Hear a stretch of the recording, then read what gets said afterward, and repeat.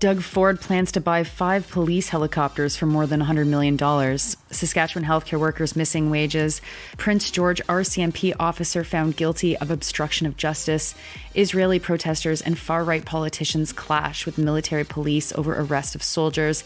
And Beijing brokers unity deal between Palestinian factions. Good morning. It's Tuesday, July 30th. I'm Nora. Here are your headlines.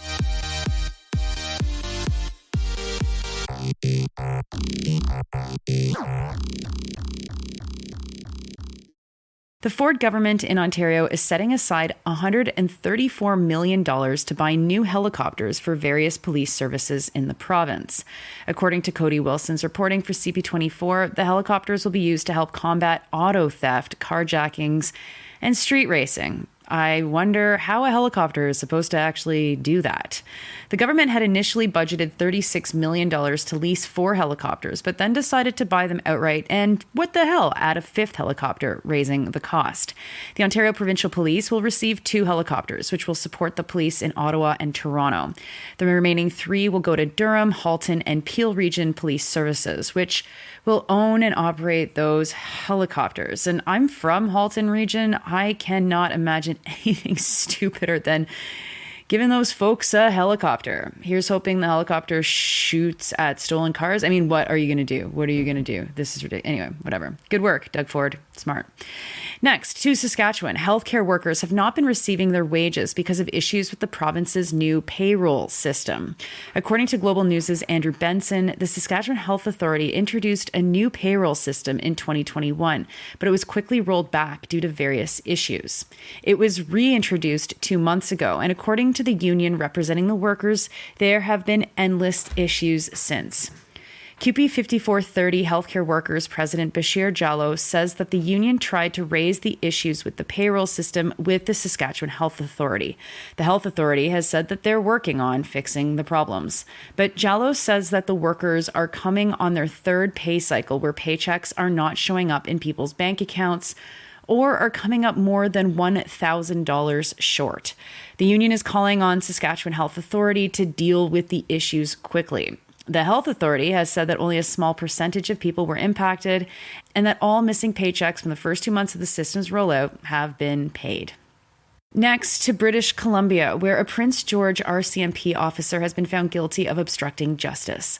Constable Arthur Dalman was one of 2 officers charged in the case surrounding the arrest of Dale Culver, a Wet'suwet'en and Gitxsan man who died in police custody. Dalman had been accused of telling a witness to the arrest of Culver to delete the video he had taken of the incident and threatened him with arrest if he did not do so. A second officer had repeated the threat, according to the witness. This is all part of a 7-year case involving 5 officers. Manslaughter charges against 2 officers were stayed earlier this year, along with an obstruction charge against another officer. Dalman is the only officer of the 5 to have been found guilty of anything criminal. His sentencing is expected to happen later this year, but his lawyers say they will apply to have his charges stayed.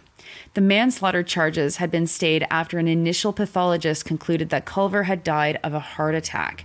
But prosecutors asked a second pathologist to review the case, and they concluded Culver's struggle with police, quote, contributed to or exacerbated, unquote, his condition, leading him to die of cardiac arrest.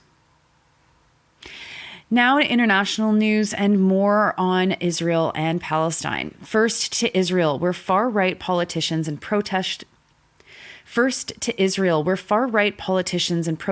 clashed with military police after at least 9 soldiers were arrested on allegations of abusing Palestinian prisoners. The protesters stormed the Sde Taiman detention facility where the soldiers had been stationed. The soldiers were part of a unit known as Force 100, which was tasked with guarding the facility. Sde Taiman facility was set up to detain Palestinians arrested in Gaza following the attacks of October 7th. The protesters tried to enter the facility, crying out shame and defending the soldiers' actions. Some protesters also attempted to storm the Beit Lid military base, where the soldiers were being moved to.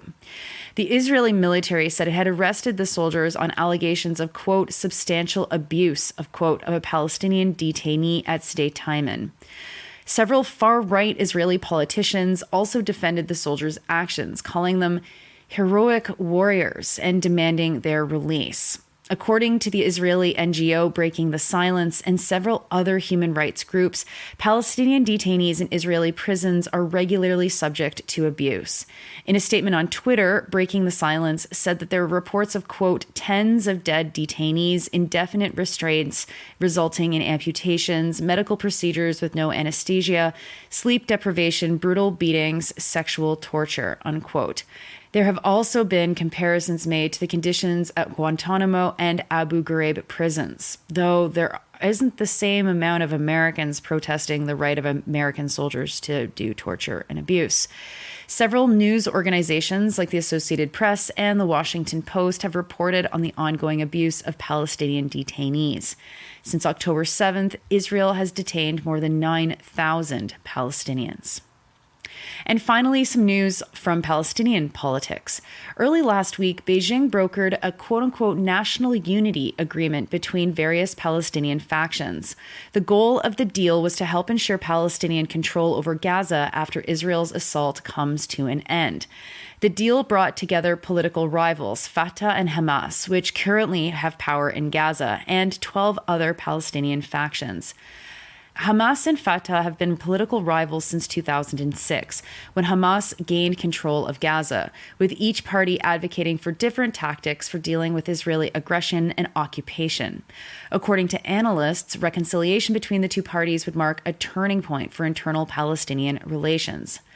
Mustafa Barghouti, Secretary General of the Palestinian National Initiative, one of the factions that signed the deal, told Al Jazeera that the move towards a unified government was vital because it, quote, blocks Israeli efforts to create some sort of collaborative structure against Palestinian interests. There is no other way now but for Palestinians to be unified and struggle together against this terrible injustice, unquote, he said.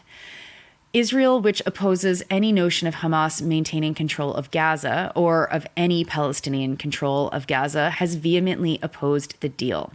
The deal was finalized after months of intensive talks in China. China's Foreign Minister Wang Yi said this, quote, reconciliation is an internal matter for the Palestinian factions, but at the same time, it cannot be achieved without the support of the international community, unquote. This marks the second time in the past year or so that Beijing has been involved in significant diplomacy where the Middle East is concerned. Last year, China helped broker a deal between Iran and Saudi Arabia that led to the rival countries re-establishing diplomatic relations.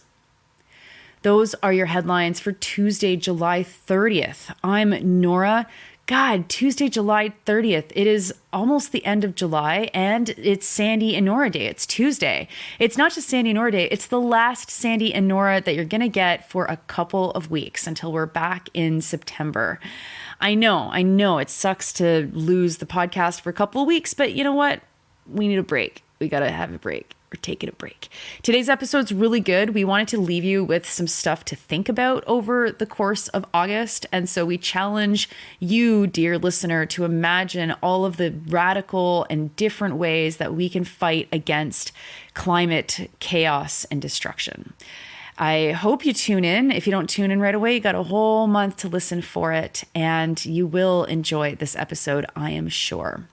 You are listening to this podcast at sandynora.com on the Real News Network podcast feed, and I can say this pretty much now anywhere you get your podcasts, including Pocket Cast, which I've heard from a lot of people they are having a hard time finding us. We're there. The problem is Pocket Cast's search function. So pretty much regardless of where you get your podcasts, you can find the daily news. Make sure you switch to the new feed because you only got another 4 days before this feed goes the way of well, actually, it doesn't go anywhere. It's still Sandy Nora. You can still listen to the main show, but you know, we had to divide it. The shows are doing different things and have different audiences, even though I know a lot of you listen to them both. Thanks for your support as always, and new Sandy Nora coming up in a couple of hours.